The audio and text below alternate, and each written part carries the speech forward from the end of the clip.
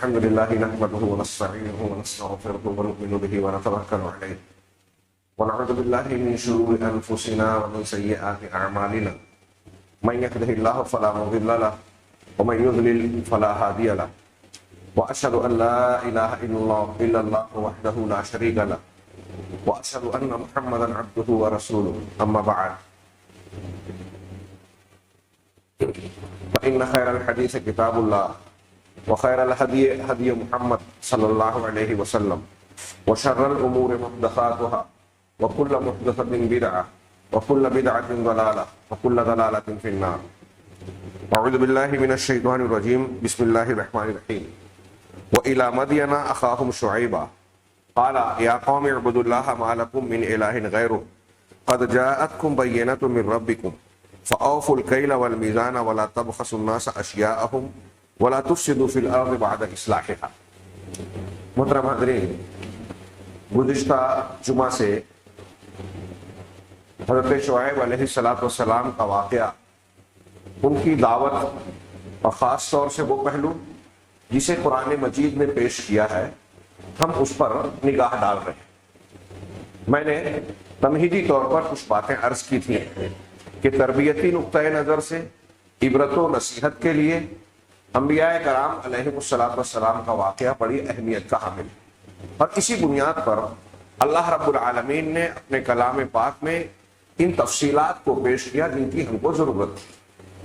انبیاء کرام علیہ السلام کے واقعات جو قرآن اور حدیثوں میں بیان کیے گئے ہیں، اس کے اور بھی کئی پہلو ہیں، جیسا یہ کہ نبی کریم صلی اللہ علیہ وسلم کے بارے میں ہم یہ جانتے ہیں کہ آپ امی تھے.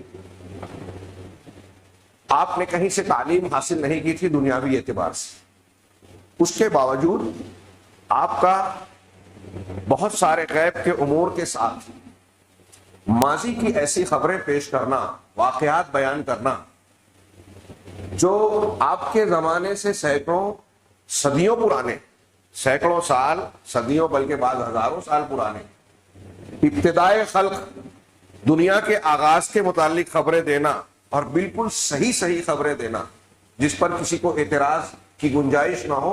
کوئی اعتراض کرے تو بعد میں وہی غلط ثابت ہو، یہ اللہ کے نبی صلی اللہ علیہ وسلم کے لیے بطور انسان ممکن نہیں تھا. یہ آپ کی نبوت و حقانیت کی دلیل ہے کہ آپ اللہ کے سچے رسول ہیں، تبھی تو اللہ کی جانب سے یہ صحیح خبریں دے رہے ہیں. تو ان واقعات میں ایک پہلو یہ ہے کہ نبی کریم صلی اللہ علیہ وسلم کی نبوت کی صداقت کے دلائل. ایک دوسرا یہ کہ اللہ کے نبی صلی اللہ علیہ وسلم جب دعوت دے رہے ہیں اہل مکہ کو، جن کے سامنے یہ واقعات پیش کر رہے ہیں، وہ آپ کی مخالفت کر رہے ہیں، آپ کو طرح طرح سے ایذا رسانی کے ہتھ کنڈے استعمال کر کے ستا رہے ہیں، اور جو ان سے بن پڑا وہ کرنے کی کوشش کی، یہاں تک کہ قتل کی دھمکیاں دی، قتل کی کوششیں کی، جنگیں کی، مخالفتیں کی، آپ پر ایمان لانے والوں کو ستایا، ان کے لیے عرصہ حیات تنگ کیا، مختلف قسم کی دھمکیاں دی. یہ صورتحال ایک انسان کے لیے کبھی کبھی پریشان کن ہوتی ہے، تکلیف دہ ہوتی ہے، ظاہر سی بات ہے. اللہ تبارک و تعالیٰ نے ان واقعات کو ذکر کر کے گویا اللہ تبارک و تعالیٰ نے تسلی کا سامان فراہم کیا کہ آپ سے پہلے انبیاء کرام علیہ السلام بھی ایسے حالات سے گزر چکے ہیں، ان پر ایمان لانے والوں کو بھی ایسے دکھ جھیلنے پڑے. یہ بات جناب محمد رسول اللہ صلی اللہ علیہ وسلم نے ابتدائی دور میں اپنے بعض صحابہ سے بھی کہی. حضرت خباب وغیرہ نے جب آ کر شکایت کی کہ اللہ کی مدد نہیں آتی، آپ دعا کیوں نہیں کرتے، تو اللہ کے رسول صلی اللہ علیہ وسلم کعبہ کی دیوار میں لیٹے ہوئے تھے، اٹھ بیٹھے اور کہا کہ تم لوگ اجلت کرتے ہو، تم سے پہلے لوگ ایسے بھی تھے کہ ان کے سر پر آرا چلا کے جسم کو 2 دھڑوں میں تقسیم کر دیا گیا، لوہے کی کنگھیوں سے گوشت اور ہڈیاں جدا کر دی گئی، لیکن وہ اللہ کے دین پر قائم و دائم رہے. ان واقعات کا حوالہ دے کے موجودہ دور کے لوگوں کو تسلی دی جا رہی ہے. تو گویا اس میں اہل ایمان کے لیے تسلی ہے، اہل کفر کے لیے دھمکی ہے، اور یہ بہت بڑا سبق ہے.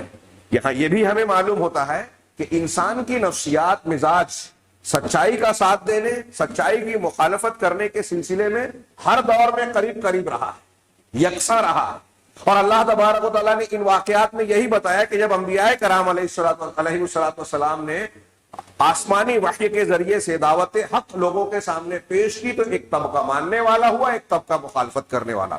ماننے والوں کی نفسیات مزاج کیا رہا؟ وہ بظاہر کمزور رہے، وہ بظاہر ٹوٹے پھوٹے نظر آتے ہیں، اور مخالفت کرنے والے بظاہر طاقتور نظر آتے ہیں۔ حق کی مخالفت کرنے والے جو ہے اچھل کود کرتے ہوئے نظر آتے ہیں، ان کے پاس حکومت ہے، طاقت ہے، دولت ہے، سماجی رسوخ ہے اور بہت ساری دوسری چیزیں ہیں، لیکن انجام کار ان کا غلط ہوتا ہے جو اہل باطل ہوتے ہیں، جو نبی کے مخالف ہوتے ہیں، سچائی کے خلاف جاتے ہیں۔ اور جو نیک صالح ہیں، اگرچہ وہ کرسی کی زندگی گزارے، تکلیف اور صبر و استقامت کے طرف مجبور ہو تکلیف اٹھاتے ہوئے، لیکن انجام خیر کا انہی کے حق میں۔ دنیاوی اعتبار سے بظاہر ہمیں نظر نہ آئے، لیکن آخرت میں تو انہی کو کامیاب ہونا ہے۔ ایسے اور بھی کئی عبرت و نصیحت کے پہلو ہیں۔ ہم نے حضرت شعیب علیہ السلام کا واقعہ جو سورہ اعراف، سورہ ہود، سورہ شعراء اور قرآن میں تقریباً جیسا کہ پچھلے ہفتے بیان کیا کہ 11 مقامات پر ان کا تذکرہ ہے۔ کیوں؟ یہ ہمارے درس اور عبرت کے لیے۔ یہاں پھر سے میں آیت کو دہراتا ہوں، اس کی کچھ ترجمے کچھ اس سے گزرے کہ وَإِلَىٰ عَادٍ وَإِلَىٰ مَدْيَنَ أَخَاهُمْ شُعَيْبًا، کہ ہم نے مدین کی طرف ان کے بھائی، نسلی اعتبار سے، قومی اعتبار سے بھائی، خونی رشتے سے نہیں کہ ہر ایک کے بھائی ہوں۔ ہاں، ہر نبی اپنی قوم میں مبعوث ہوتا ہے تو قوم کا فرد ہے، بشر ہے۔ مدین کے لوگوں میں، مدین وغیرہ کی بھی تفصیل بیان ہو چکی ہے، شعیب کو ہم نے بھیجا، شعیب علیہ السلام کو نبی بنا کر۔ وَإِلَىٰ مَدْيَنَ أَخَاهُمْ شُعَيْبًا قَالَ يَا قَوْمِ اعْبُدُوا اللَّهَ مَا لَكُم مِّنْ إِلَٰهٍ غَيْرُهُ، انہوں نے کہا کہ اے میری قوم کے لوگوں، تمہارے لیے اللہ کے سوا کوئی دوسرا معبود برحق ہے ہی نہیں۔ ہاں، لہذا یا قوم اعبدوا اللَّهَ مَا لَكُم مِّنْ إِلَٰهٍ، لہذا صرف اسی کی عبادت کرو۔ اس سے پتہ یہ چلا کہ قوم شرک میں مبتلا تھی۔ سب سے بڑی گمراہی، سب سے اولین چیز شرک ہے، اور اگر کسی کے عقیدے اور عمل میں شرک ہے تو داعی کا کام یہ ہے کہ سب سے پہلے شرک پر ضرب لگائے، اس کی اصلاح کرے، توحید کی تعلیم دے۔ یہ دیکھیے انبیاء کا طریقہ ہے، یہ کوئی چھوٹی موٹی بات نہیں ہے۔ میں اکثر آج کل ہمارے یہاں تقابل اور مختلف اہل حق، صحیح منہج والے اور اہل بدعت، غلط منہج والوں کے درمیان موازنہ چلتا ہے۔ ہم کو ضرورت ہے نا، اللہ کے رسول نے کہا میری امت میں 73 فرقے ہوں گے، ایک نجات پائے گا، سب جہنم میں جائیں گے۔ تو اب جو جہنم میں جانے والے ان کے طریقے سے ہمیں بچنا ہے یا نہیں بچنا ہے؟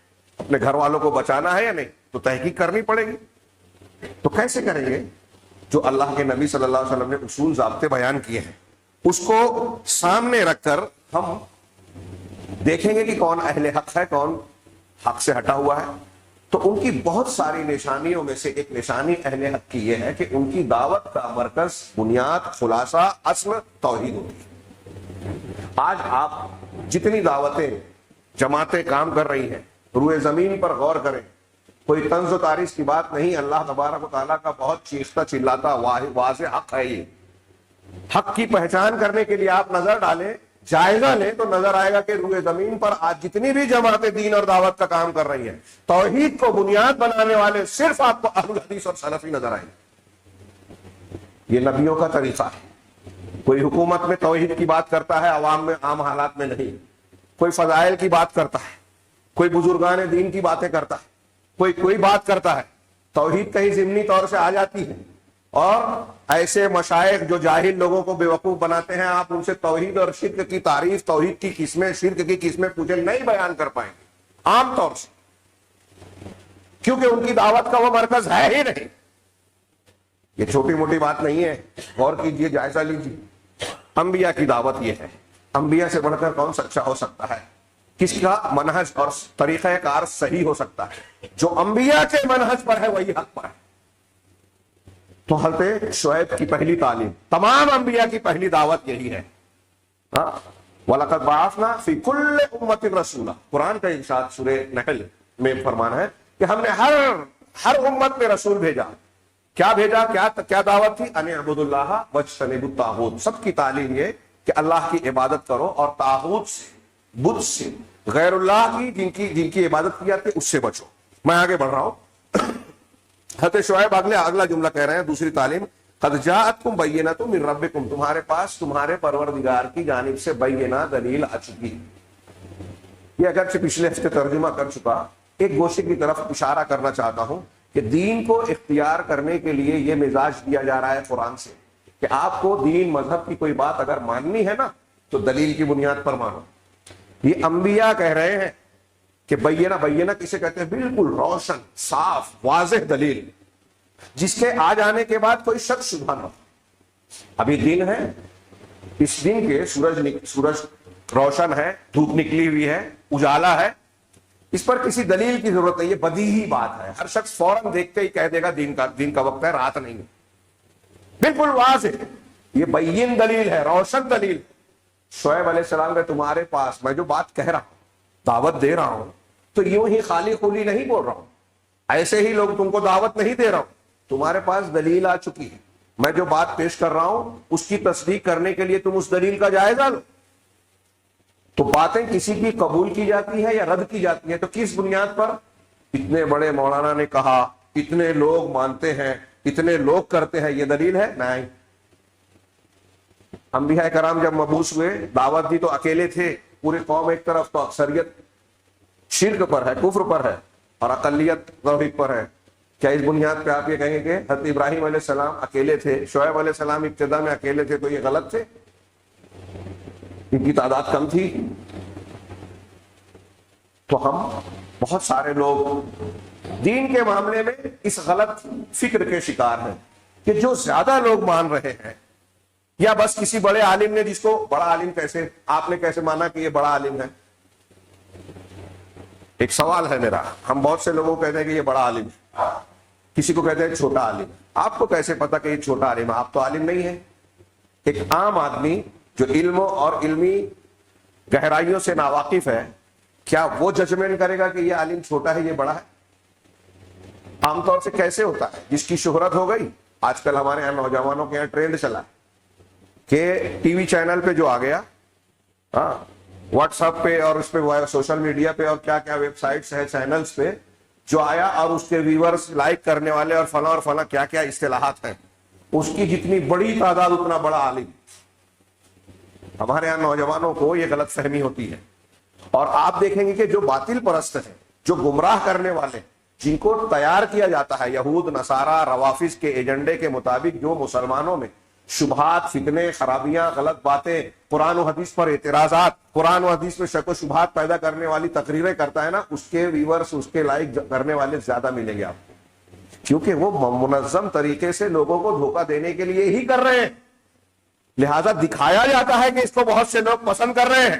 نوجوان دیکھتا ہے اس کے 8 لاکھ اس کے ویورز ہیں، تو ہم بھی دیکھیں سنیں اس کو، اب اور تعداد بڑھا رہے ہیں اور نوجوانوں کو گمراہ کر رہے ہیں، حالانکہ وہ جاہل ہے، ہم نے اسے بڑا بنا دیا، عالمی سطح پر مشہور بنا دیا۔ ایسے کتنے نام میں نام لوں، خیر یہ ضمنی بات تھی۔ تو یہاں حضرت شعیب علیہ السلام دعوت میں کہہ رہے ہیں کہ تمہارے پاس، تمہارے پروردگار کے پاس کی طرف سے بینہ، رب کی طرف سے آئی، میری طرف سے نہیں، بینہ واضح دلیل آ گئی۔ دعوت کا انداز دیکھیے کہ دلیل سے دعوت دی جائے۔ ہمارے یہاں جاہل لوگ دعوت کا کام کرنے کے لیے آج کھڑے ہو جاتے ہیں۔ دلیل ہونا چاہیے، قرآن حدیث کا علم ہونا چاہیے، اور پھر قرآن و حدیث کے علم کی بنیاد پر کسی کی بات کو رد کیا جائے یا قبول کیا جائے۔ جاءتکم بینۃ من ربکم، دلیل آتی ہے رب کی جانب سے، اور یہ رب کی ربوبیت ہے۔ دیکھیے رب کا لفظ استعمال، من اللہ نہیں کہا، پروردگار ہے جو کھانے پینے کا انتظام جس نے ہمارے لیے کیا، وہی رب ہے نا ہمارا، ہم کو کھانا دیا، پانی دیا، سانس لینے کے لیے ہوا دی، پہننے کے لیے، تن چھپانے کے لیے کپڑا دیا، اور نہ جانے کیا کیا نعمتیں دی۔ اسی نے یہ بینہ بھی دی ہے، اسی نے نبی بھی دیا، اسی نے قرآن اتارا، اسی نے دین دیا، وہی پروردگار ہے۔ اس کی پروردگاری کا حصہ ہے کہ جیسے کھانا پانی دیا ویسے تمہارے لیے ہدایت دی، دلیلیں دی، سچائی کی تمہارے پاس آ چکی ہیں۔ اللہ آگے کہتے ہیں حضرت شعیب، فَأَوْفُوا الْكَيْلَ وَالْمِيزَانَ وَلَا تَبْخَسُوا النَّاسَ أَشْيَاءَهُمْ، لہذا تم ناپ اور تول میں کمی نہ کرو، ڈنڈی نہ مارو۔ اس پر تھوڑی سی گفتگو پچھلے ہفتے ہو چکی۔ ناپ تول میں کمی قوم شعیب کا ایک گناہ تھا جو عام تھا، شرک، اور شرک کے بعد یہ ایک مالی طور سے خیانت، بے ایمانی اور بددیانتی کا طریقہ۔ नाप तौल में कमी करना, मैंने बताया था कि इसको अगर हम तफसील में जाएं तो इसकी बहुत सी शक्लें बनेगी। चूंकि पहले तराजू से ही तौला जाता था, नाप से तौला जाता था, तो ये दो बातें कही। अब और भी बहुत सारी, जैसे मैंने बताया कि दूध में अगर पानी मिलाया जाए, पेट्रोल में अगर कोई और चीज मिलाई जाए, खाने के तेल में अगर कोई और चीज मिलाई जाती है, सोने में पीतल मिलाया जाए, किसी और चीज में कोई मिलावट करके आप बेच रहे हैं और उसके बाद ये कहते हैं कि ये सोना है जबकि उसमें दूसरी चीज भी है, तो आपने मिलावट की है। ये नाप तौल में जो हक है उससे कम दिया दूसरी चीज मिलाकर, ये तखफीफ है।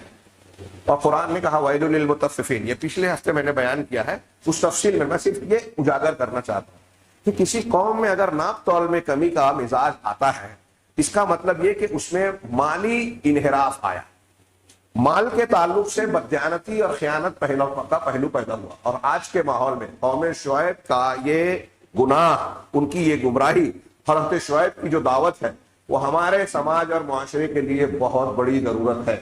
इसलिए कि आज हमारे यहाँ नाप तौल में कमी, दूसरों के माल को हड़प करने का मुख्तलिफ तरीके से नया नया ढंग, नया नया मिजाज पाया जाता है। और ये बात अल्लाह ने जो बयान की कि अगर कौम शुएब अपने इन गुनाहों की पादाश में गिरफ्तार अजाब हुई तो हम और आप बच जाएंगे, नामुमकिन। अल्लाह का कानून बदलता नहीं। वलन तजिद लिसुन्नतिल्लाह तब्दीला, बार बार सुनते हैं, जानते हैं, आज जान कर लोग अनजान है। मालूमात बहुत है, अमल नहीं है, जबान पर है, दिल में नहीं है। अच्छी बातें, दीन की बातें, कुरान और हदीस की बातें, हम देखिए मामलात में कितनी खराबी, कौन से पहलू पर जो बददीन है, बेदीन है, दीन से दूर है, उनकी बात छोड़िए, जो दीनदार कहलाने वाले लोग हैं, आज माली एतबार से, हमारे एक जुमला कहते हैं कि जिसकी दुम उठाओ गोबर नजर आता है। लेन देन में, हिस्से बकरे में, कल कुछ हमारे यहां मजलिस में गुफ्तगू हो रही, तो ये बात थी कि कई जब दीन आता है, दीनदारी आती है, तो आदमी लोगों का हक देता है। अगर आपके हमारे दिल में दीनदारी होगी ना, तो हम अल्लाह का हक अदा करने की कोशिश करेंगे अपनी ताकत के मुताबिक, रसूल का हक सल्लल्लाहु अलैहि वसल्लम, और फिर बंदों का हक, उसमें माँ बाप के हुकूक, भाई बहनों के हुकूक, दूसरों के हुकूक, फिर उसके अलावा जैसे जैसे हक बनते जाते, तिजारत में, पड़ोस में, ताल्लुकात में, हर हकदार का हक देता है। अगर दीन आया तो हक अदा करता है बंदा। लेकिन आज हमारे यहाँ क्या मामला चल रहा है कि दीनदारी लोग इख्तियार करते हैं लोगों का हक मारने के लिए, बतौर गिलाफ और पर्दे के तौर पे। लोगों का हक मारने में, कुछ फजीलत पे 2 रकात ये पढ़ने में, इतनी मरतबा सुभान अल्लाह अल्हम्दुलिल्लाह पढ़ने, साफ साफ बहन का हिस्सा खा के बैठे हैं, भाई का हिस्सा दबा कर बैठे हैं, लोगों का हक मार कर बैठे हैं। वो हकदार जो है वो बेचारा परेशान है, दर दर की ठोकरें खाता है। कुरान हदीस की तालीमात उसके ऊपर असर ही नहीं करती, जो दीनदार बना फिरता है, लोगों का हक मारता है, बेईमानियां करता है, हिस्से बकरे में हक मारना, सूद ब्याज का लेन देन करना, स्कूल कॉलेज है तो वहां रिश्वत लेना डोनेशन के नाम पर, और न जाने क्या क्या लेना, नौकरी लगाने के लिए पैसा लेना, फला काम करना है तो इसके लिए पैसा, फला काम करना है तो उसके लिए खर्च करना जरूरी। हर तरफ से लोग चूस रहे हैं, दुनियादारी में फर्क है, और फिर दीन और जन्नत भी हाथ से छोड़ते नहीं है। कमाल यही है, सारी दुनियादारी और गलाजत के बाद साफ शफाफ और दीनदार।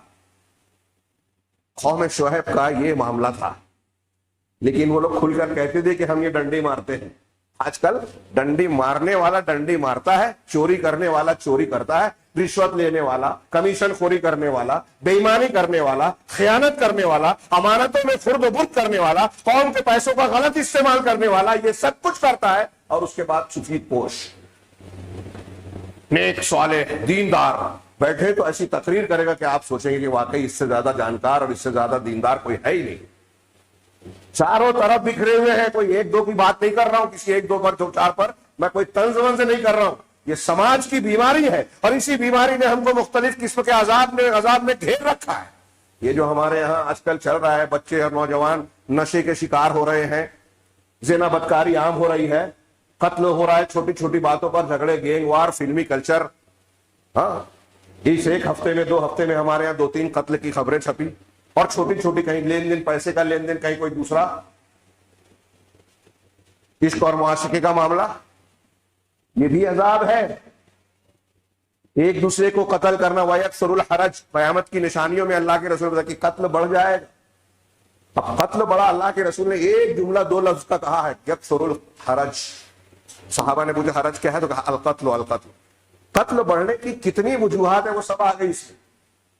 یہ پورے سماج کا ایک نقشہ کھینچ دیا رسول اللہ صلی اللہ علیہ وسلم نے ایک جملے میں. نتیجے کی بات آپ نے فرما دی. زنا عام ہوگا، قتل عام ہوگا. اب زنا عام ہونے کے لیے بے پردگی اور نہ جانے کیا کیا جو آلات اور لوگ موبائل اور فلاں استعمال کر کے جو یہ سب کر رہے ہیں، آسانیاں ہو گئی، اس کی وجہ سے عام ہو گئے. تو وہ اسباب خود بخود اس میں آ گئے. قتل کے اسباب میں پیسہ ہے، ناجائز تعلقات ہیں، بے ایمانیاں ہیں، دشمنیاں ہیں، اور نہ جانے ساری چیزیں آ گئی. اللہ کے رسول نے فرمایا قتل عام ہو جائے گا. خودکشی کر رہے ہیں وہ کون؟ جو مسلمان کہلاتے ہیں. ناقابل فہم بات ہے. ایک مسلمان خودکشی کیسے کرتا ہے؟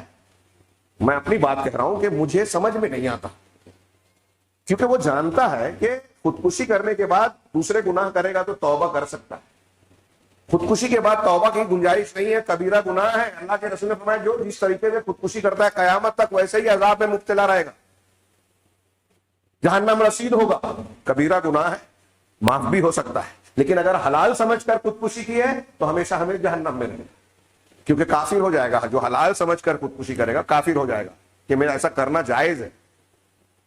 اور حلال نہیں سمجھتا ہے تو کبیرہ گناہ ہے، عذاب کا تو مستحق ہوگا. ابھی اللہ کی مشیت پر منحصر معافی ملتی ہے یا نہیں؟ کب ملتی ہے؟ خیر، تو میں عرض کر رہا تھا کہ یہ جو مال کی بے ایمانی کا معاملہ ہے، طرح طرح کی بے ایمانیاں آج عام ہیں. مسلمانوں میں نئی نئی اسکیمیں نکلتی ہیں، لوگوں کا مال کھا کے لوگ بیٹھ جاتے ہیں. غریب آدمی کا ہر طرف سے جو ہے آفت مصیبت، قیمتوں میں اضافہ، بے روزگاری، آمدنی کے ذرائع تنگ سے تنگ تر ہوتے جا رہے ہیں، ٹیکسز بڑھتے جا رہے ہیں. یہ بھی عذاب کی مختلف شکلیں ہیں، یاد رکھیے. اللہ تعالیٰ نے قوم شعیب کے حوالے سے ہم کو بتایا کہ یہ بہت بڑی گمراہی اور پریشانی ہے، عذاب کو دعوت دینے والا گناہ ہے. لوگوں کا حق مارنا، ناپ تول میں کمی کرنا، بے ایمانی کرنا، خیانت کرنا. اور جب آدمی مال کا رسیا ہوتا ہے تو دنیا دار بن جاتا ہے. دنیا کے مفاد میں، دنیا کی مفاد پرستی جب آتی ہے نا، تو آدمی دینداری، آخرت، دوسروں کے لیے ہمدردی، دوسروں کے لیے قربانی، ایثار، صبر، سب ملیا میٹ کر دیتا ہے. جیسا کہ میں نے کہا یہ بہت بڑا مرض ہے، اس پر مستقل ایک الگ سے خطبہ ہونا چاہیے، اور آج اس کی بار بار بیان کرنے کی ضرورت ہے. اپنا جائزہ اور محاسبہ کرنے کی ضرورت ہے کہ آج آپ دیکھیں اپنے سماج اور معاشرے میں کہ جیسے حلال و حرام کی تمیز لوگوں نے کھو دی. اللہ کے سامنے جواب دینا، اپنے بچوں کو حرام لقمہ، اپنے بچوں کو آپ حرام لقمہ کھلا رہے ہیں، تربیت کر رہے ہیں. جب آپ کا سارا مقصد دنیا داری ہو گئی ہے، پیسہ کمانا ہو گیا ہے، سب یہی سوچے میں اپنے بچوں کو کیا دوں گا. دنیا میں آپ جو گھر بنا کے دیں گے وہ ہمیشہ کے لیے ہوگا، بچوں کے لیے. چلیے آپ نے دے بھی دیا، اب بچے نالائق ہو تو بڑی رقم آپ نے کما کر بچوں کے ترکے میں چھوڑی، وہ گناہ کے کام میں استعمال کر رہے ہیں، آپ کو گناہ میں شریک بنا رہے ہیں، کیونکہ آپ نے تربیت نہیں کی، دین نہیں سکھایا، توحید نہیں بتائی. تو وہ دنیا دار بن گئے، آپ ہی کے راستے پر چل رہے ہیں. اب کچھ ہی دن میں نالائق ہے تو کروڑوں کی جائیداد پھونک ڈالی. اور اگر آپ نے لائق بنایا، صلاحیت دی، تربیت دی، دین سکھایا، تو یہ یقین رکھیے گا کہ اگر میرا بچہ متقی، پرہیزگار، نیک صالح رہے گا تو اللہ تبارک و تعالیٰ کی نعمت اور رحمت اس کو ہمیشہ گھیرے رہے گی، کبھی ضائع اور ذلیل نہیں ہوگا. دنیا کی دولت کبھی بھی اللہ دے دے گا.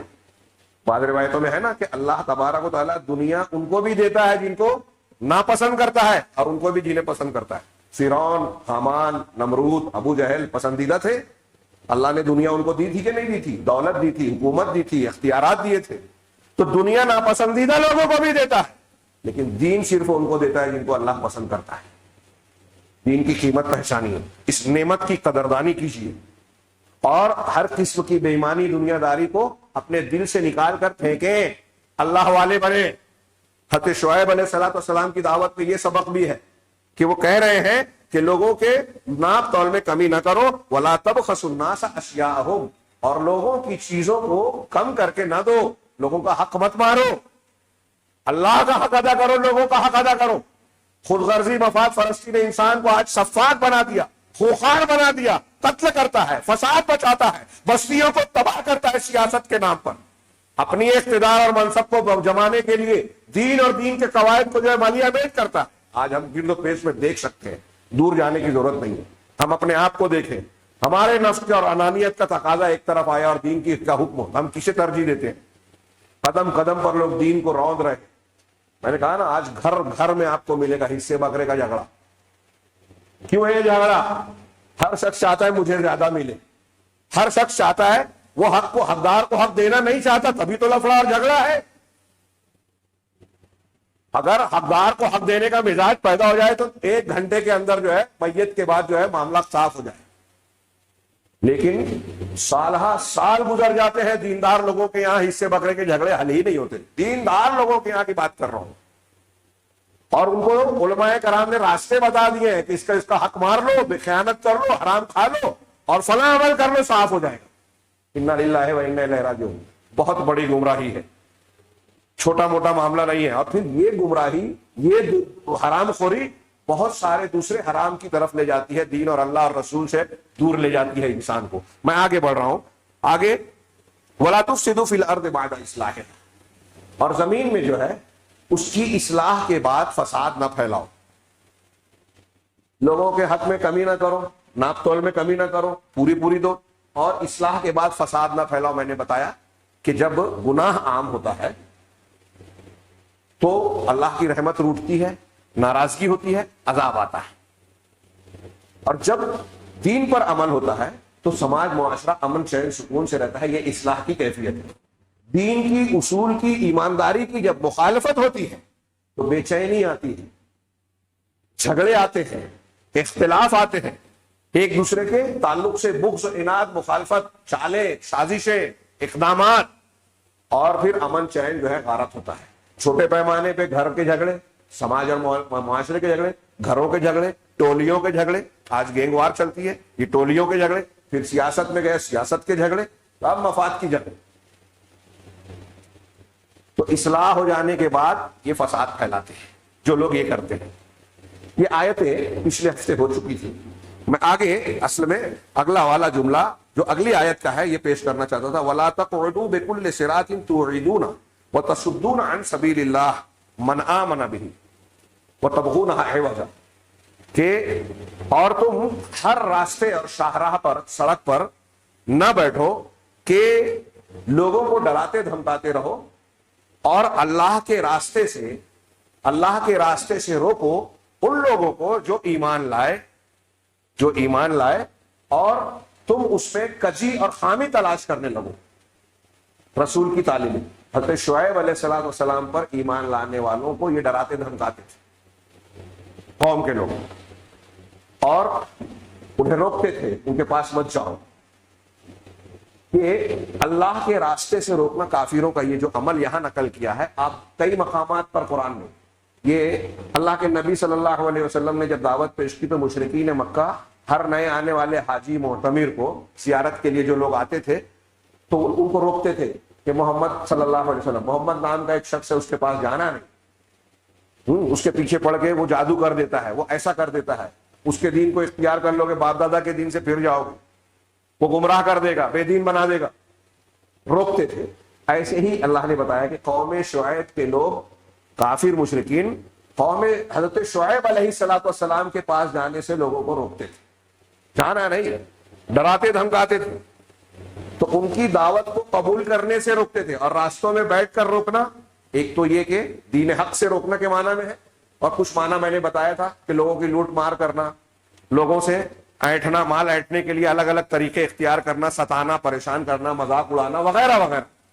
ہمارے یہاں بھی آج لوگ راستوں میں بیٹھ کے لوگوں کا مذاق اڑاتے ہیں۔ تو ہر راستے پر بیٹھ کے اس قسم کی حرکتیں نہ کرو، اور جو ایمان لایا ہے اس سے نہ روکو۔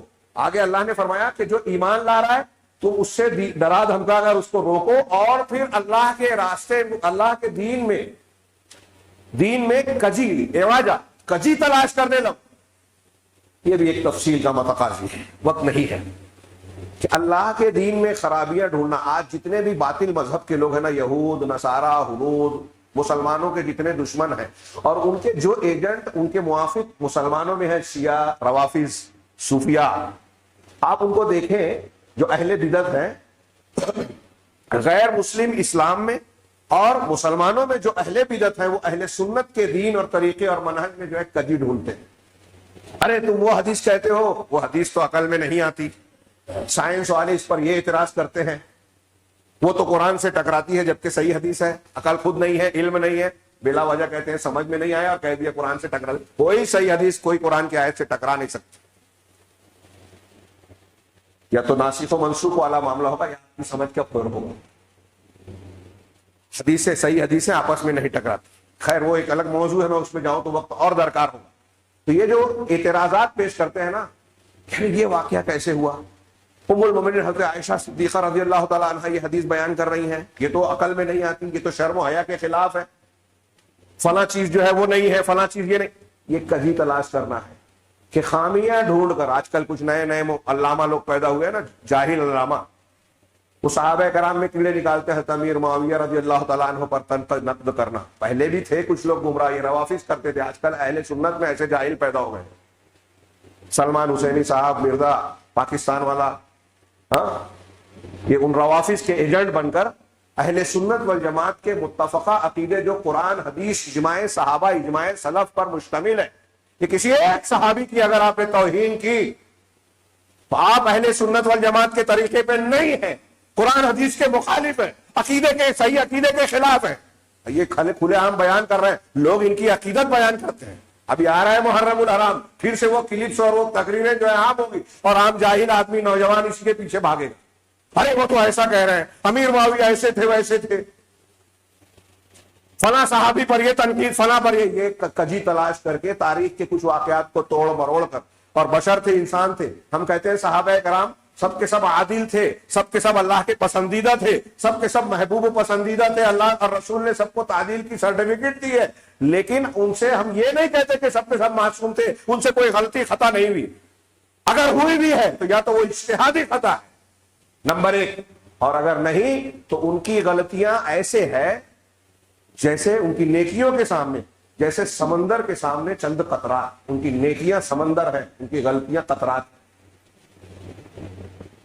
یہ ہمارا عقیدہ ہے جو میں بیان کر رہا ہوں، یہ اہل سنت والجماعت کا متفق. اس کے مقابلے میں ہمارے یہاں شکوک شبہات پھیلا جاتے ہیں.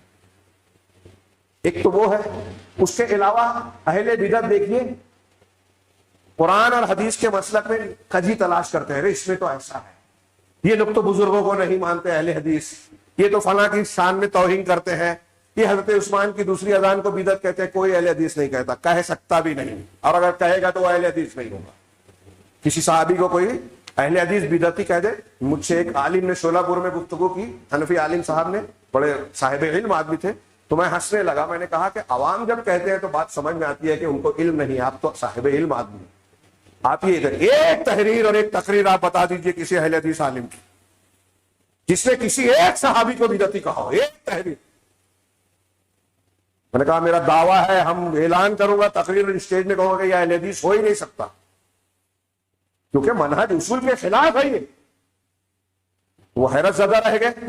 میں نے کہا بڑے بڑے علماء اسی کو دہراتے چلے آ رہے ہیں، اہل حدیث جواب دیتے ہیں، سننے کو تیار ہی نہیں ہے، کیونکہ یہ کجی تلاش کر کے لوگوں کو بھٹکایا جاتا ہے کہ دیکھو یہ برے ہیں، صحیح لوگوں کو غلط بتایا جاتا ہے. اور عام آدمی اعتماد کرتا کہ مولانا صاحب بول رہے تو غلط کیسے ہو سکتا ہے. قرآن کی آیت حدیث پر اتنا یقین نہیں رکھتے بہت سارے لوگ جو اپنے مولانا صاحب پر رکھتے ہیں. یہ کجی چلی آ رہی ہے. تو کجی تلاش کرتے ہیں. یہی قوم اہل باطل کا یہ مزاج رہا ہے، جس کے اندر جتنا باطل ہوگا، جب حق سے سامنا ہوتا ہے نا اہل باطل کا، تو وہ حق کو رد کرنے کے لیے یہی کرتے ہیں پہلے کہ حق میں کمی، کجی، کمزوری، کچھ ایسے پہلو تلاش کرتے ہیں جس پر اعتراض کیا جائے. اب ہم اور آپ مسلمان ہیں، جانتے ہیں آج غیر مسلم دنیا یہ سمجھتی ہے کہ اسلام انتہا پسندی کی تعلیم دیتا ہے. ہم جانتے ہیں کہ امن و صلح آشتی، انصاف کے قائم کرنے کی تعلیم جیسی اسلام میں ہے دنیا کے کسی مذہب میں نہیں ہے. یہ ہمارا عقیدہ ہے، یقین ہے بالکل گہرائیوں تک. وہ کہتے ہیں کہ عورتوں پر ظلم ہوتا ہے اسلام میں. ہم جانتے مانتے ہیں کہ اسلام نے جتنا حق، جتنا تقدس اور عزت عورت کو دیا ہے دنیا کے کسی مذہب نے نہ دیا ہے نہ دے سکتا ہے. وہ بالکل واضح طور پر. لیکن وہ اور کچھ سمجھتے ہیں. طلاق، نکاح اور دوسرے بہت سارے معاملات میں، بہت سارے امور میں وہ جو اعتراضات کرتے ہیں یہ مسلمان جانتے ہیں کہ وہ ان کی جہالت ہے، لیکن بعض مرتبہ ایسا ہوتا ہے کہ ہمارے یہاں منکرین حدیث، ان کے ایجنٹ اور ایسے کچھ تجدد پسند لوگ، لبرل لوگ اسلام میں کھوٹ خامی تلاش کرنے کی کوشش کرتے ہیں کہ ارے یہ تو غلط ہے، ایک آدمی 4 شادی کیسے کر سکتا ہے؟ حالانکہ یہاں کتنے کرتے ہیں، لیکن اجازت ہے، اس پر بحث کرتے ہیں۔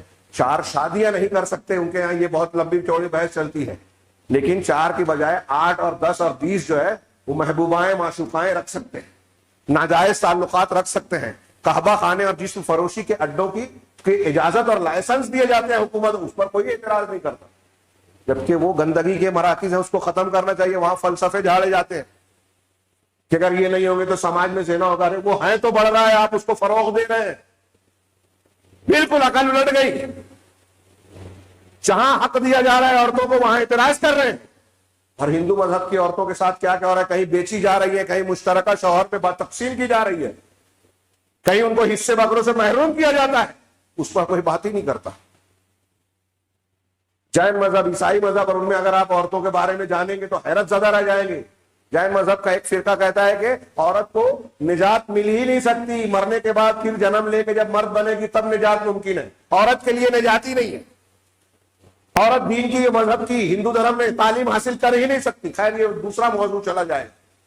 تو جن کے یہاں کجیاں ہی کجیاں ہیں، خرابیاں ہی خرابیاں ہیں، وہ اسلام اور اہل اسلام کو رد کرنے کے لیے کجی تلاش کرتے ہیں۔ لیکن ایک بات غور کیجئے کہ جتنی مخالفت اسلام کی دنیا میں ہوتی ہے، ہو رہی ہے، یہ انبیاء کی زندگی سے ہوتی چلی آ رہی ہے، اگر اس کا 10% بلکہ 5% دوسرے مذاہب کی مخالفت ہونے لگے نا تو وہ دنیا سے مٹ جائیں گے۔ اسلام کی حقانیت ہے کہ مخالفتوں کے باوجود پنپتا ہے۔ یہ فلسفہ اچھے لوگ ہمارے یہاں سمجھتے نہیں۔ غلط موقف پر رہ کر اگر آپ حق کی اور سچی بات کی مخالفت کریں گے تو حق کو کبھی ختم نہیں کر پائیں گے، دبا سکتے ہیں عارضی طور پر، آپ اپنے آپ کو تسلی دے سکتے ہیں غلط کام کرنے کے بعد، یہ عارضی خوشی ہو سکتی ہے، لیکن حق کبھی، اللہ تبارک و تعالی کا فیصلہ ہے کہ حق کو غالب کرے گا، سچائی کو۔ شرط یہ ہے کہ اہل حق حق پر قائم رہے، تقوی پرہیزگاری پر قائم رہے، تو دنیا کی کوئی طاقت ان کو مٹا نہیں سکتی۔ یہ ہمارا عقیدہ ہے، قرآن و حدیث کا وعدہ ہے۔ آگے ہم بڑھتے ہیں کہ یہ اللہ کے راستوں پہ جو بیٹھتے تھے، یہاں میرے سامنے جو تحریر ہے اس کا کچھ حصہ میں پیش کر رہا ہوں کہ حضرت شعیب علیہ الصلوۃ والسلام نے قوم کو ان اعمال سے جو ہے منع کیا، ڈرایا، جو بہت برے اعمال تھے، کفر و شرک سے منع کیا، ناپ تول اور حقوق میں کمی کرنے سے منع کیا۔ اور اس سلسلے میں وہ کہتے ہیں، سورہ ہود کی آیت یہاں نقل کی انہوں نے کہ حضرت شعیب علیہ السلام نے قوم سے کہا بقیت اللہ خیر لکم ان کنتم مؤمنین۔ اللہ کا بقیہ، اللہ کا بقیہ کیا ہے؟ یہاں وضاحت ہے۔ کچھ لوگوں نے ترجمہ کیا کہ اللہ تبارک و تعالیٰ کی جانب سے دی ہوئی بچت۔ محمد جوناگڑھی صاحب نے ترجمہ میں کہ اللہ کا وہ مال جو حلال ہے اور نفع میں تم کو مل رہا ہے، یہی اس کی تشریح کے حساب سے صحیح ہے۔ آگے یہاں بھی وہی تشریح کی گئی ہے کہ اللہ تعالیٰ تم جو دھندا کاروبار کرتے ہو اس میں جو تم کو حق حلال کا ملتا، ہاں، بقیت اللہ خیر لکم، وہ بچنے والا نفع، منافع جو حلال ہے وہ تمہارے لیے خیر، بھلا ہے، ان کنتم مؤمنین، اگر تم مومن ہو، اگر تم ماننے والے ہو۔ ابھی ایمان تو لائے نہیں تھے، اس لیے مومنین کا معنی یہاں یہ بھی کر سکتے ہیں کہ اگر بات کو ماننے والے ہو تو غور کرو کہ جو اللہ تم کو جائز اور حلال طریقے پہ جو بچت دے رہا ہے، نفع دے رہا ہے، وہی تمہارے لیے بہتر ہے۔ وما انا علیکم بحفیظ، ہاں میں تم کو یہ بتا دو رہا ہوں لیکن میں کوئی تم پر محافظ، داروغہ نہیں، نگہبان نہیں ہوں کہ تم کو زبردستی کرو، یہ تو میں تم تک دعوت و تبلیغ کا کام کر کے پہنچا رہا ہوں۔ یہاں بڑی اچھی بات کہی شیخ عثمان صاحب نے کہ اہل علم بقیت اللہ کی تفسیر میں کہتے ہیں کہ جو منافع بچ جائے، زائد ہو جائے، وہ مراد ہے، اگرچہ وہ منافع کم ہو، ہاں، یہ بہت بڑے منافع سے بہتر ہے اس منافع سے جو حرام۔ یہ سبق یاد کیجیے، آج ہمارے قوم کے فرد کو، چھوٹے بڑوں کو، عوام ہی نہیں خواص کو بھی پڑھانے کی ضرورت ہے۔ وہ کتنی معلومات رکھتے ہو لیکن عمل نہیں کرتے۔ کوئی سیاست میں ہے تو وہ حرام خوری کر رہا ہے، کوئی ادارہ چلا رہا ہے تو وہ حرام خوری کر رہا ہے، کوئی کاروبار کر رہا ہے تو وہ حرام خوری کر رہا ہے، جس کو جہاں بس مل رہا ہے۔ اور اسی کا نتیجہ ہے کہ ہمارے اوپر ایسی حکومت بن گئی ہے جو قیمتیں بڑھا رہی ہے، مختلف پریشانیاں ڈال رہی ہے، نئے نئے ٹیکسز ڈال رہی ہے، اور کوئی رحم مروت نہیں ہے، کیونکہ ہم کسی پر مروت نہیں کر رہے ہیں، تو ہمارے اوپر اللہ ایسے آدمی کو، ایسی حکومت کو مسلط کر دیا ہے جو ہم پر رحم مروت نہیں کرتی۔ تو یہ کہہ رہے ہیں کہ تھوڑا مال نفع جو حلال ہو یہ بہتر ہے زیادہ مال سے جو حرام ہو۔ لا يستوي الخبيث والطيب ولو اعجبك كثرة الخبيث۔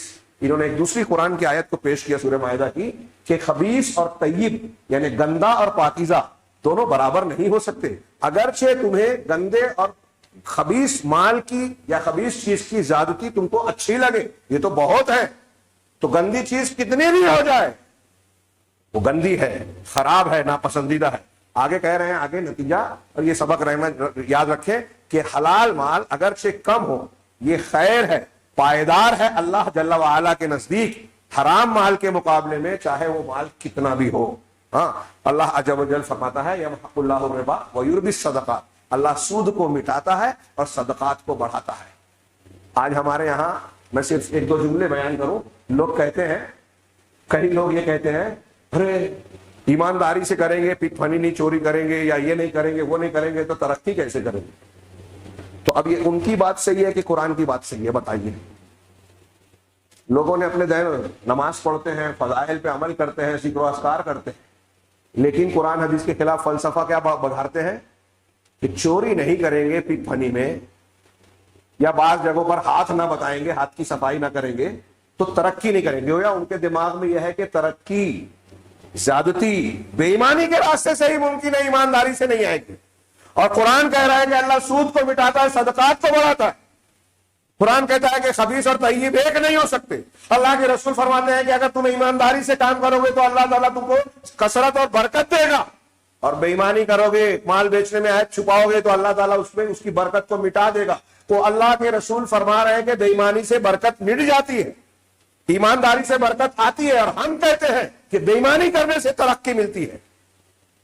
ہم مسلمان ہیں، اگر مسلمان ہیں تو اللہ اور رسول کی مخالفت کرتے ہیں قدم قدم پر، اور یہ سب سے اہم بات، اس کے باوجود دعویٰ یہ کہ ہم اللہ کے رسول صلی اللہ علیہ وسلم سے محبت کرنے والے دیندار اہل حق جنتی سفید پوش، یہ بڑا کمال ہے۔ میں اکثر کہتا ہوں، اور آج سارے کے سارے لوگ ایسے ہی نظر آتے ہیں، جس کی لوگ اٹھائیں گوبر۔ کوئی اچھی بات نہیں ہے، یہ اللہ کے عذاب کو دعوت دینے والی بات ہے۔ اگر یہ بے روزگاری، مندی اور فلاں جو ہو رہا ہے نا، یہ بہت چھوٹے چھوٹے عذاب ہیں۔ کورونا کی وبا اور فلاں جو ہم نے بہت کسی کی سازش ہو، کوئی سبب ہو، اللہ کی مشیت کے بغیر پتہ بھی نہیں ہلتا، سب اللہ کی طرف سے۔ اور اگر پتہ بھی اللہ کی مشیت سے نہیں ہلتا تو بیماری کی وبا پھیلی اللہ کی مرضی سے، بے روزگاری ہے اللہ کی مشیت سے، قیمتوں میں اضافہ اور مہنگائی ہے اللہ کی طرف سے، بے روزگاری اور پریشانی تنگ دستی آ رہی ہے اللہ کی طرف سے۔ کیوں آ رہی ہے؟ جھگڑے، لفڑے، مخالفتیں، الجھنیں، پریشانیاں، ایک دوسرے کے خلاف اناد، یہ جس نے ہماری زندگی کو اجیرن کر رکھا ہے، اور ہم دکھاوے میں کرتے ہیں کہ بہت سکھ سے ہیں، بہت بھاری ہیں۔ ایک نشے باز آدمی، نوجوان جو قتل کر رہا ہے، چوری کر رہا ہے، نشہ کر رہا ہے، وہ دکھاوا یہ کرتا ہے کہ میں بہت بڑا انسان ہوں، گھمنڈ کا مظاہرہ کرتا ہے، حالانکہ اندر کچھ نہیں ہے، خالی ڈبہ ہے۔ کس بات پر گھمنڈ ہے؟ کون سی طاقت قوت ہے؟ فرعون سے زیادہ طاقتور ہو گئے، یا نمرود، حامان، ابو جہل سے زیادہ جتھے والے ہو گئے؟ کس بنیاد پہ گھمنڈ ہے؟ اور کون سی ایسی طاقت آ گئی کہ اللہ کے عذاب سے اپنے آپ کو بچا سکتے ہو اگر اللہ نے عذاب چاہا؟ تو یہ کہہ رہے ہیں کہ مال کتنا بھی ہو جائے، اگرچہ اگر تھوڑا مال ہے، حلال ہے، تو وہ بہتر ہے۔ قناعت کیجئے، حلال پر اکتفا کیجئے، اور مزاج بنا لیجئے کہ حلال کے سوا نہ کھائیں گے نہ گھر والوں کو کھلائیں گے، اللہ بھوکا نہیں سلائے گا۔ جتنی روزی لکھی ہے ایک دانہ بھی چھوڑے بغیر ہم مر نہیں سکتے، جو اللہ نے لکھا ہے۔ اب ہمارے اوپر منحصر ہے کہ وہ لکھا ہوا دانہ ہم حلال طریقے سے کماتے ہیں یا حرام سے۔ اور یہ مزاج جب بگڑ گیا تو آج سماج میں دیکھیے حرام خوری عام۔ میں نے اس سے پہلے کہا تھا، لوگ لیڈروں کو گالی دیتے ہیں، لیڈر کہتے ہیں کہ بھائی ووٹ دینے والا بھی تو بغیر پیسہ لیے ہوئے ووٹ نہیں دیتا۔ ہمارے گھر، اب ہمارے سماج کی عورتیں، خواتین کہتی ہیں کہ ووٹ دیں گے کتنا پیسہ دو گے؟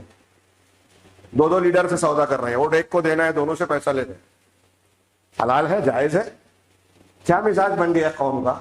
اور تھوڑا چند ٹکے لے لیتے ہیں، 5 سال پریشان لوگوں کے سامنے رونا گانا۔ تو جب آپ بے ایمانی کر رہے ہیں، جب آپ دین اور اصول کو طاق میں رکھ رہے ہیں، تو اللہ کی رحمت، برکت اور مدد کی امید کیسے کر سکتے ہیں؟ عام مزاج۔ اب بے ایمانی کرنے کے لیے ماں باپ دین کی خدمت کے لیے جن کے پاس وقت نہیں ہے، اچھے کام کے لیے آپ بلائیں، ہمارے سماج میں لوگوں کو ٹائم نہیں ملے گا۔ درس قرآن، درس حدیث میں آپ کو بہت کم لوگ ملیں گے۔ دنیا داری کا، موسیقی کا، ناچ گانے کا، ڈھول تاشے کا، مشاعرے کا پروگرام ہو تو بھیڑ، ٹکٹ نہیں مل رہا ہے، بھیڑ رہے گی۔ لوگوں کی غیبت، چغلیاں، پلاننگ کرنے کے لیے لوگوں کے پاس بہت وقت ہے، اس کے گھر میں ایسا چل رہا ہے، اس کا معاملہ ایسا ہے، وہ تو ایسا ہے، اس کی فلاں خامی ہے۔ اللہ تعالیٰ نے آپ کو حساب و کتاب والا کام سونپ دیا، جو میدان محشر کا تھا وہ آپ کو دے دیا ہے۔ لوگ ایسا کرتے ہیں۔ اپنے گھر میں کیا ہو رہا ہے، ہم کیا کر رہے ہیں، نہیں معلوم، خبر نہیں۔ اور جیسے آپ دوسرے کے گھر کی بات کر رہے ہیں، آپ کی گھر کی بات کوئی دوسرا کرے، آپ کو برا لگتا ہے تو ہوگی نا۔ ہمارا سماج پورا کا پورا اسی دلدل میں، گندگی میں بھرا ہوا نظر آتا ہے، کیچڑ میں۔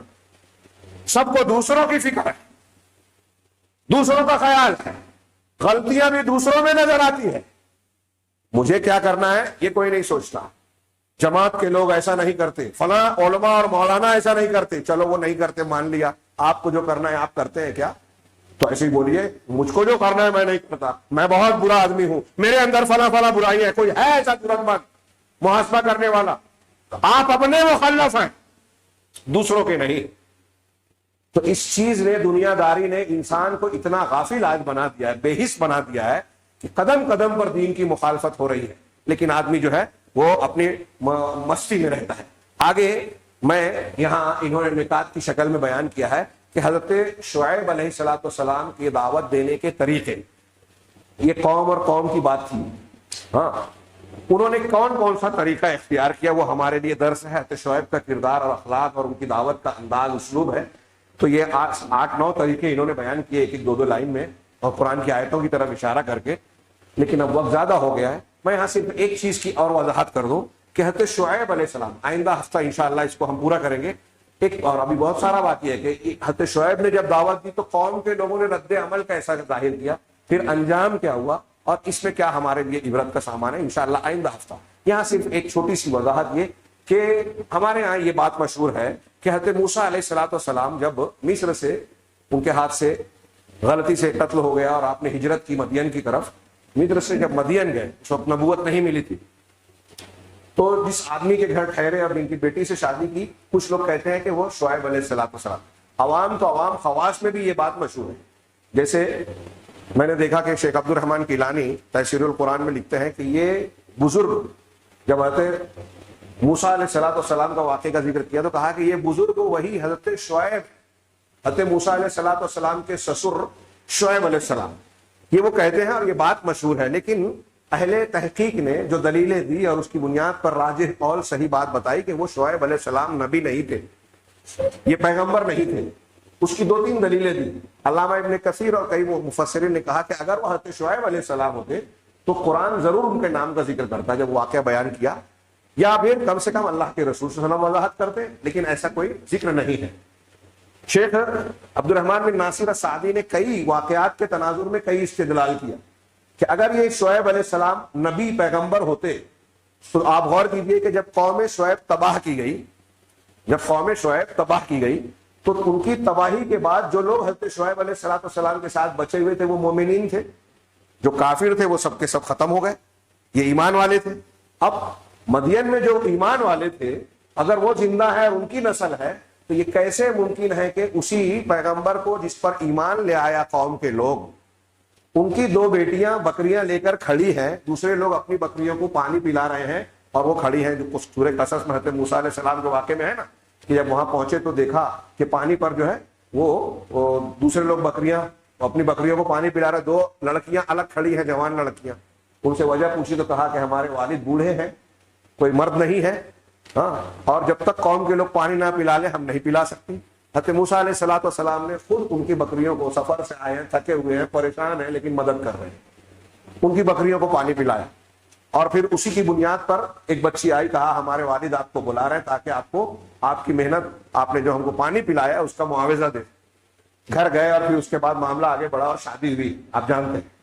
تو یہ عبد الرحمن بن ناصر سعدی کہتے ہیں کہ پیغمبر کی بیٹیوں کو بکری کے دودھ سے بکریوں کو پانی پلانے سے روک کر اپنی بکریوں کو پلائے، یہ ممکن نہیں ہے۔ اہل ایمان اپنے نبی کی بیٹیوں کے ساتھ ایسا نہیں کر سکتے۔ اور پھر وہ انتظار میں ہے، کوئی اور دوسرا نہیں ان کی مدد کر رہا ہے، باہر سے حضرت موسیٰ علیہ السلام پہنچ کے مدد کر رہے ہیں۔ تو شیخ عبد الرحمن نے کہا کہ یہ بھی اس بات کا اشارہ کرنے والا قرینہ ہے کہ وہ حضرت شعیب علیہ السلام پیغمبر نہیں ہے۔ ہاں، اور پھر شیخ عثمان بن محمد الخمیس نے کہا کہ یہ حضرت شعیب اور حضرت موسیٰ علیہ السلام کے درمیان اگر ہزاروں نہیں تو سینکڑوں سال کا فرق ہے۔ الموسوعہ میں یہ تفصیل بیان کی بعض علماء سے کہ 400 سالوں سے زیادہ کا فاصلہ ہے۔ حضرت شعیب کا جو واقعہ ہے، جو معاملہ زمانہ ہے، قرآن کی آیت ہے جو ہم اگلے ہفتے پڑھیں گے، آج نہیں پہنچ سکے، پہنچنا تھا۔ قرآن نے خود کہا وما قوم لوط منکم ببعید۔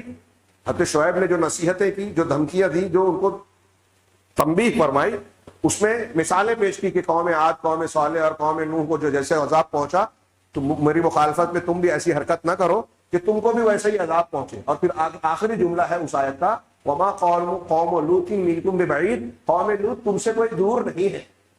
دور نہیں ہے کا مطلب ایک تو یہ کہ ان کا شہر ان کے شہر سے دور نہیں تھا، صدوم قوم لوط کی بستی تھی، اور یہ مدین، یہ دونوں بہت قریب ہیں۔ دوسری بات کہ زمانے کے اعتبار سے بھی یہ دور نہیں تھے، بہت قریب کا زمانہ ہے۔ شیخ محمد عثمان نے کہا کہ سورہ ہود میں، سورہ اعراف میں، سورہ شعراء میں آپ دیکھیں گے کہ جہاں انبیاء کے واقعات کا ذکر ہے وہاں حضرت لوط علیہ السلام کے واقعے کے فوراً بعد ہی حضرت شعیب کا واقعہ ہے۔ یہ اس لیے بھی کہ زمانے کے اعتبار سے بھی یہ ایک دوسرے کے فوراً بعد میں تھے۔ اور حضرت لوط علیہ السلام کی قوم کب تباہ کی گئی؟ حضرت ابراہیم علیہ السلام کے زمانے میں۔ حضرت ابراہیم جب قوم لوط کو تباہ کرنے کے لیے 2 فرشتے حضرت ابراہیم کے پاس پہلے آئے، قرآن نے کئی مقامات پر نقل کیا، سورہ ہود میں، سورہ ذاریات میں اور کئی مقام پر۔ تو انہوں نے پوچھا کس لیے آئے ہو؟ حضرت ابراہیم نے تو کہا کہ لوط کی طرف بھیجے گئے ہیں، ان کو ایسا ایسا عذاب دینا ہے۔ حضرت ابراہیم نے ان سے مناقشہ کیا، اللہ تعالیٰ نے ان کو کہا کہ اعرض عن ھذا یا ابراہیم، ابراہیم اس سے باز آ جاؤ، یہ اللہ کا فیصلہ ہے جو ہو چکا۔ دیکھیے ابراہیم علیہ السلام سفارش کر رہے ہیں، نہیں چلی، اللہ کا فیصلہ کسی نبی کی سفارش سے بھی نہیں بدلے گا۔ دنیا میں بھی قرآن نے یہ مثال پیش کی ہے۔ تو خیر، وہ اس کے بعد حضرت ابراہیم کے زمانے میں ہی قوم لوط تباہ ہوئی، اور اس کے کچھ ہی موقع کے بعد حضرت شعیب علیہ السلام کی قوم کا یہ واقعہ پیش آیا، اور ان کے اور حضرت موسیٰ علیہ السلام کے درمیان 400 سالوں سے زیادہ فاصلہ ہے۔ کچھ لوگ کہتے ہیں کہ حضرت شعیب کی بھی بہت لمبی عمر تھی۔ شیخ عثمان نے کہا کہ اس کی کوئی دلیل نہیں ہے کہ حضرت شعیب کی اتنی لمبی عمر تھی۔ یہ چند باتیں، اور پھر ان کی دعوت، ان کے سامنے مخالفین کا کردار اور نتیجہ انشاءاللہ آئندہ ہفتہ دیکھیں گے، اگلے خطبے میں جب بھی ہو۔ اللہ تبارک تعالی ہمیں خیر کی توفیق عطا فرمائے، دین کو سمجھنے اور اسے ظاہراً باطناً قبول کرنے کی توفیق دے، اور اس کی برکت سے دنیا اور آخرت میں کامیابیوں سے نوازے۔ اقول قولی ھذا واستغفر اللہ لی ولکم سائر المسلمین، وصلی اللہ علی نبینا محمد، بارک اللہ لنا ولکم فی القرآن المجید، ونفعنا وإیاکم بالآیات والذکر الحکیم، انہ تعالی جواد کریم ملک بر رؤوف رحیم۔